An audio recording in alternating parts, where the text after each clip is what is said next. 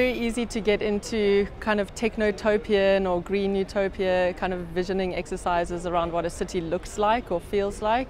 I'm much more interested in the sort of roles of cities as places of human connection and working together, and that's much harder to paint a visual picture of. I think it speaks to the abilities of humans and different sectors to work together to create complementary but different and interoperable systems of mobility and housing and economy and trade and commerce and culture, and whether or not we're able to create the types of relationships and networks that can govern this complexity in a way that is very enabling rather than by rule or force.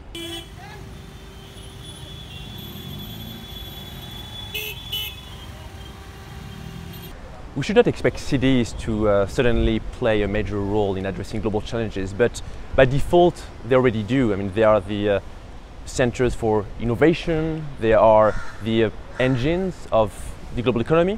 In a recent report at Brookings, we analyzed that cities were responsible for 36% of employment growth in the world and 67% of GDP growth. So they are these very important actors in the world economy. Cities currently are playing various roles, some of them more on a global platform, some of them very localized and possibly with varying degrees of support from their national governments and other sectors. I think the future role really depends on how things play out in terms of the strength of resources and capabilities at a local level versus what gets centralized to a sort of a national level. These are centers of humanity, really, so if we're not seeing cities as kind of a key role player in dealing with these challenges, then I'm not really sure where that sort of power sits.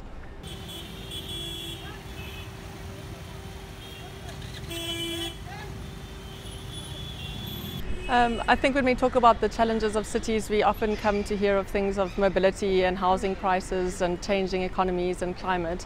I think how those play out will be different in different cities based on their starting point, their developed starting point. What's common to all of these cities is their ability to adapt, and whether or not these cities have the adaptive capabilities within their local governments and their business sector and community sector to cope with those changes.